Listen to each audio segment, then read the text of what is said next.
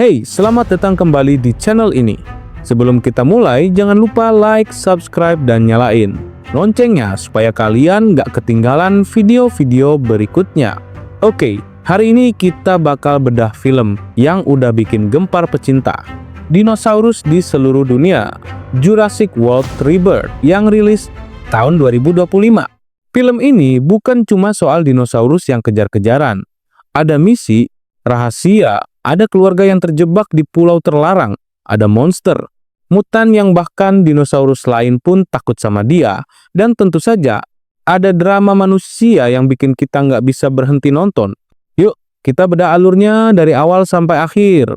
Siap? Gas! Tahun 2025, dunia telah berubah.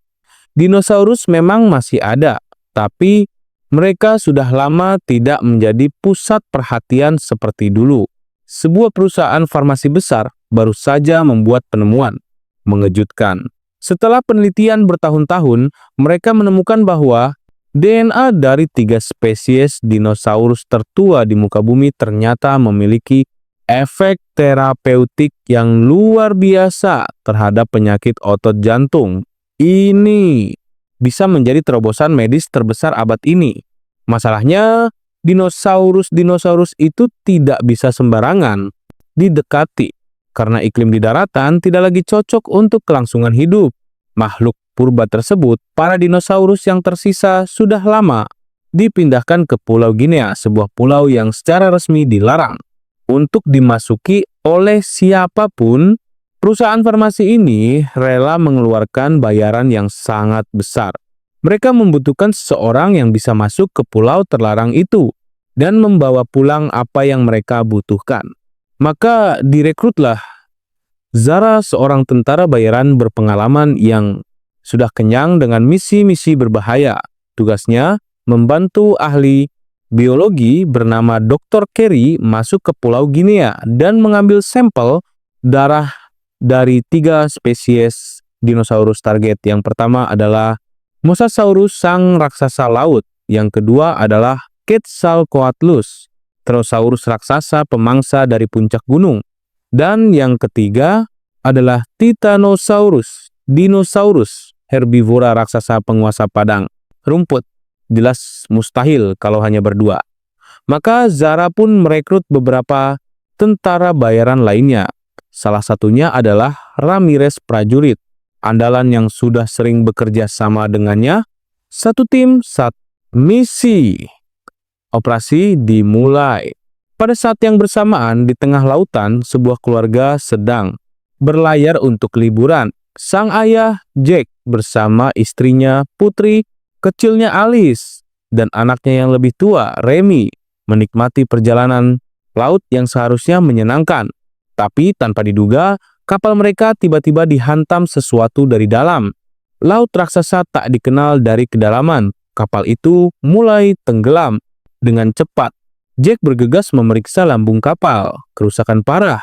Mereka harus segera naik ke bagian atas. Ketiganya berhasil, tapi Remy tidak. Dengan sekuat tenaga, Remy berusaha membuka pintu yang tersangkut. Tapi tiba-tiba, tiang kapal yang roboh mendorongnya jauh ke dalam air. Untungnya, ia tidak tenggelam, tapi begitu ia mengapung di permukaan, sang raksasa langsung mengincarnya. Ayo, ayo, ayo! Keesokan paginya, Jack dan keluarganya masih menunggu penyelamatan di atas kapal yang hampir tenggelam. Di kejauhan, ia melihat sebuah kapal udara Zeppelin besar yang sedang melintas. Jack segera mengirim sinyal darurat. Kebetulan, kapal udara itu adalah milik tim Zara yang sedang dalam perjalanan menuju Pulau Guinea. Rekan Zara, seorang pria bertampang tegas bernama Fletcher, tidak menyarankan untuk menyelamatkan mereka. Bagaimanapun misi mereka adalah operasi ilegal. Semakin banyak orang yang terlibat, semakin besar risikonya. Tapi atas desakan Zara dan rekan lainnya, Murphy, mereka akhirnya memutuskan untuk menyelamatkan keluarga Jack. Setelah naik ke kapal udara, keluarga Jack menceritakan pengalaman mengerikan mereka. Mereka ditabrak benda raksasa dari laut dalam. Dr. Kerry langsung curiga. Deskripsi yang mereka berikan cocok dengan Mosasaurus salah satu target yang sedang mereka cari. Zara segera memerintahkan agar kapal udara diarahkan ke lokasi terakhir Mosasaurus. Jack yang bingung merasa seolah-olah mereka telah salah menaiki kapal yang tidak beres. Firasat itu ternyata benar. Tiba-tiba sensor pendeteksi di kapal berbunyi. Ada objek raksasa terdeteksi bergerak dengan kecepatan luar biasa mendekati kapal udara mereka. Jadi kita sudah menemukannya? Bukan. Dia yang menemukan kita. Tidak. Ayo, pergi. Cepat. Semua orang berhamburan ke geladak. Mosasaurus tiba-tiba melompat keluar dari air, menabrak bagian depan Zeppelin. Angin kencang dan ombak besar membuat kapal udara oleng, hampir mustahil untuk membidik dengan tepat.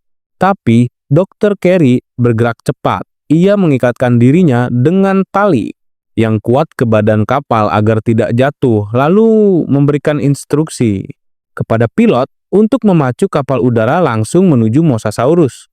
Jarak tembak alat pengumpul darah Zara hanya 20 meter. Mereka harus sedekat itu. Mosasaurus menyelam lagi sebelum mereka sempat menembak. Pintu lain bersiap. Lalu Mosasaurus kembali muncul, menyerang dari arah berbeda. Zara dengan cepat menyesuaikan posisinya dan menembak tanpa ragu-ragu. Jarum menembus punggung sang raksasa. Sampel darah berhasil. Dikumpulkan darah itu menyemprot ke udara, memantul ke langit. Segera setelah itu, Dr. Carey berlari ke buritan kapal untuk mengambil botol sampelnya. Saat semua orang masih bersukacita atas keberhasilan itu, tiba-tiba puluhan makhluk hitam kuning bermunculan dari lautan di sekeliling kapal. Ternyata itu adalah kawanan gelong, sejenis dinosaurus laut, yang telah berevolusi bersama Mosasaurus. Melalui generasi transformasi alami, Mosasaurus dan gelong telah membentuk hubungan simbiosis, saling melindungi. Siapapun yang berani memasuki wilayah mereka, akan mereka hadapi bersama. Ramirez mengangkat senjatanya dan menembaki kawanan itu, tapi serangan kecil seperti itu di depan raksasa-raksasa ini tidak ada artinya, seperti setetes air di lautan. Bobby, dua tentara bayaran jatuh ke laut, hilang. Sementara semua orang masih terguncang, Mosasaurus kembali melompat dari laut dan menghantam lambung kapal udara. Zeppelin itu mulai runtuh.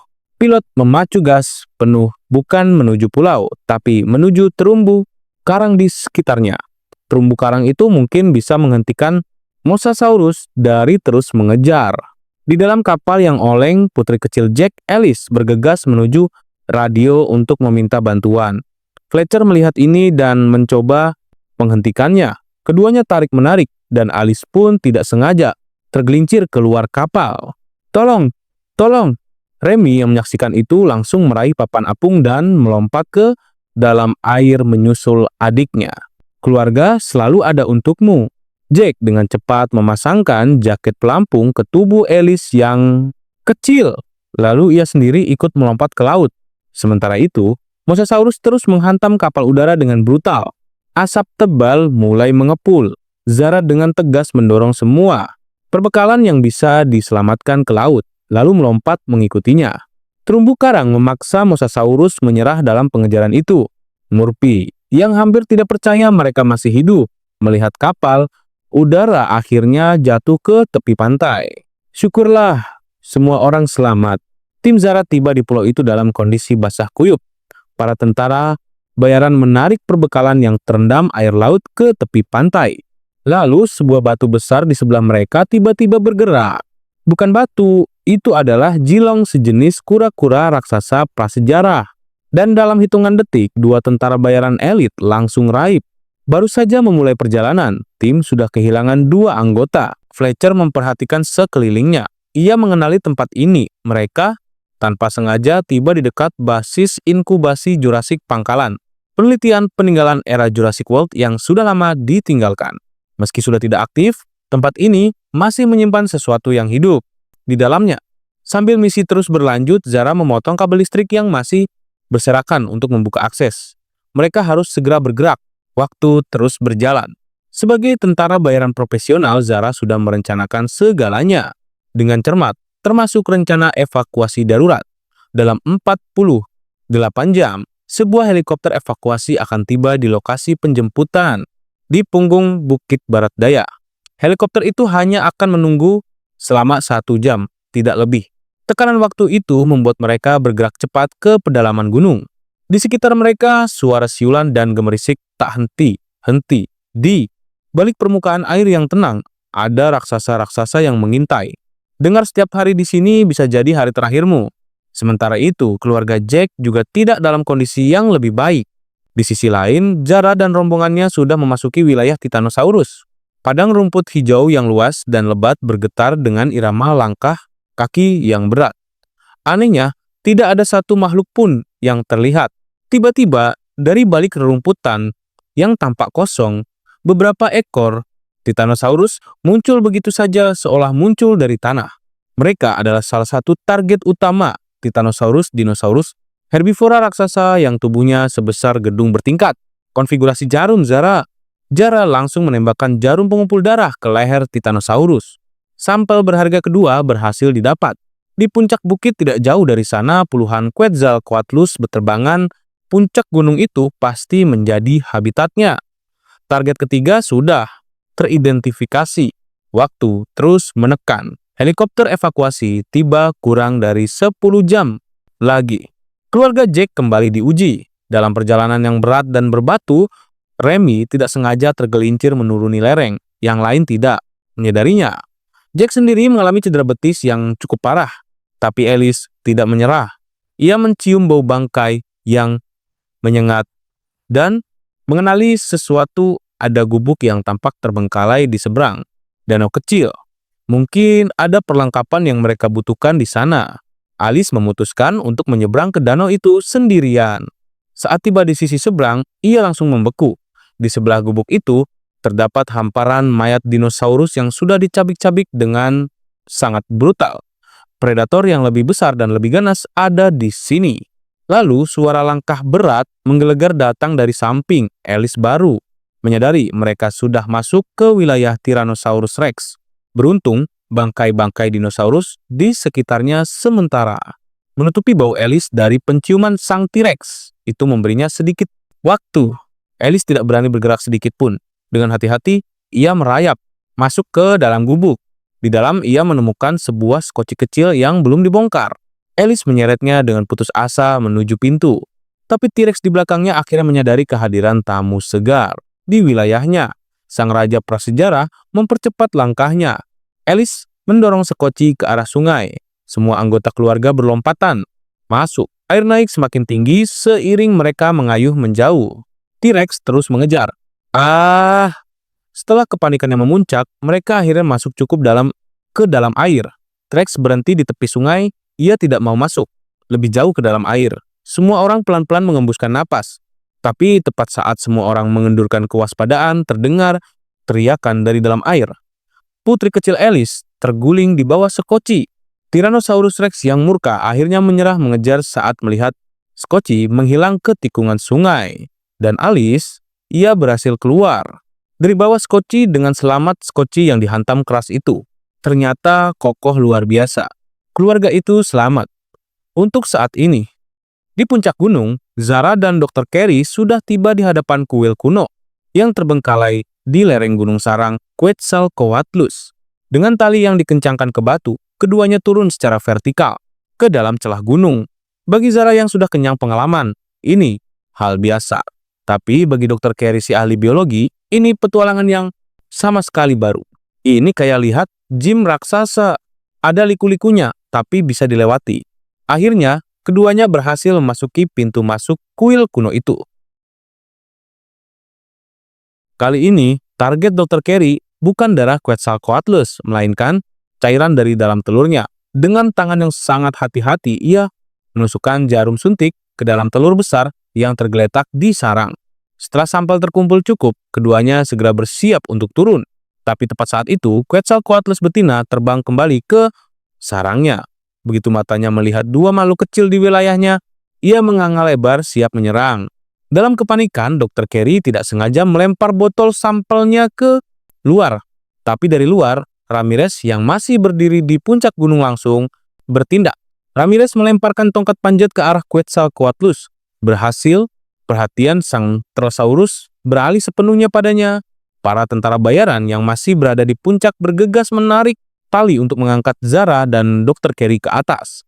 Dr. Carey sempat meraih botol sampelnya yang jatuh, tapi tali itu diam-diam sudah terlilit batu dan hampir putus. Sementara itu, Quetzalcoatlus menelan Ramirez dalam satu gerakan. Lalu matanya beralih ke Murphy dan Fletcher yang masih menarik tali di puncak gunung. Dalam situasi genting itu, keduanya berhasil menemukan celah untuk melarikan diri lewat celah batu. Akhirnya Zara dan Dr. Carey berhasil sampai di kaki gunung dengan selamat meski dengan harga yang besar. Perjalanan penuh duri dan kehilangan, tapi mereka hanya selangkah lagi dari tujuan.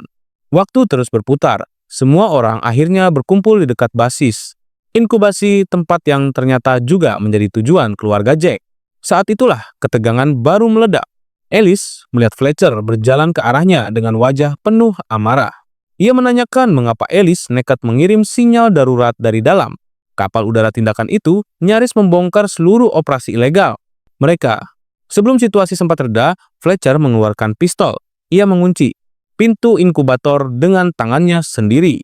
Tapi tiba-tiba, lampu-lampu di sekitar area itu hidup semua sekaligus. Sistem kelistrikan basis penelitian yang selama ini tersimpan energinya langsung aktif. Dan bersama hidupnya sistem itu, alarm berbunyi keras. Quetzalcoatlus yang tadi terpancing langsung terbang masuk ke area itu. Semua orang panik dan kocar-kacir. Jack dan keluarganya berlari masuk ke bangunan terdekat yang mirip supermarket tua. Mereka mendorong pintu sekuat tenaga. Tapi Quetzalcoatlus pintar, ia tahu cara masuk lewat celah atap. Napas semua orang tertahan. Waktu terasa berjalan sangat lambat. Jack melihat sebuah saluran pembuangan di lantai. Lewat sana, ayo, kesini beri aku itu. Di sisi lain, Murphy dan Dr. Carey tidak sengaja tersesat masuk ke dalam laboratorium lama di dalam basis inkubasi itu. Di dalamnya, masih ada beberapa makhluk sisa-sisa eksperimen yang gagal.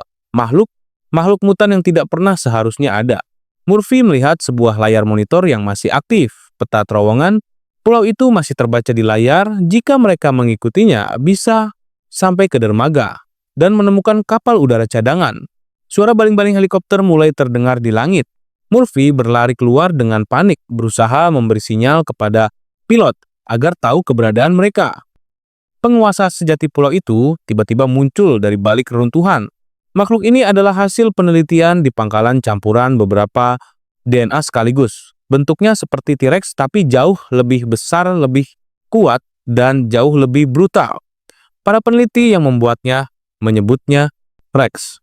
Tanpa keraguan, ia adalah raja dari pulau terpencil ini, bukan Tyrannosaurus Rex biasa. Sesuatu yang jauh lebih mengerikan. Semua orang panik. Mereka menyembunyikan diri di dalam selokan, satu-satunya tempat yang cukup sempit untuk dilalui Rex. Dalam kekacauan itu, Zara yang kebetulan tiba di lokasi berteriak, "Pergi, pergi!" Semua orang berlari mengikuti Zara menuju dermaga. Tapi di depan mereka masih ada gerbang besi besar yang menghalangi jalan. Alice yang kecil dengan lincah melewati celah gerbang itu dan berlari ke panel kontrol di seberang untuk membuka kunci gerbang. Tepat saat Alice hendak menekan tombol, Rex diam-diam sudah berdiri di sisinya. Dalam kondisi terdesak itu, Alice memejamkan mata dan tetap menekan tombol. Gerbang besi terbuka. Semua orang berlompatan lewat. Rex mengaum dengan marah. Di saat yang bersamaan, suara mesin yang memekakan telinga terdengar dari luar. Fletcher, yang sebelumnya telah meninggalkan rekan-rekannya, ternyata tidak sengaja tiba di sini dengan kendaraan yang ia curi. Zara mengambil kesempatan itu untuk meraih kotak sampel yang sempat tertinggal. Semua orang bergegas menuju dermaga. Tapi dalam kepanikan, Jack tidak sengaja mengaktifkan alarm yang salah. Alarm itu memancing.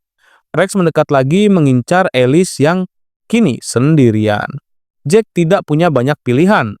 Ia mengambil suar merah darurat dan menyalakannya dengan tangan yang gemetar, memutuskan untuk mengorbankan dirinya sebagai umpan, memancing Rex menjauh, agar keluarga dan yang lainnya punya waktu lebih banyak untuk melarikan diri. Pada saat yang sama, Rex juga teralihkan oleh cahaya merah suar itu. Murphy melihat Jack berdiri sendirian di tepi sungai yang tidak jauh dari dermaga. Detik berikutnya, ayo, Semua orang akhirnya berhasil naik ke skoci. Mesin dinyalakan dalam hitungan detik.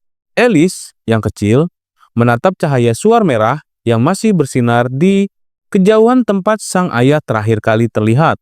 Cahaya itu perlahan-lahan mengecil dan akhirnya hilang di tengah keramaian malam. Alice menerima kenyataan itu. Ia berpaling. Skoci melaju, air semakin dalam. Rex yang mengejar akhirnya berhenti. Di tepi ia tidak mau masuk ke dalam air.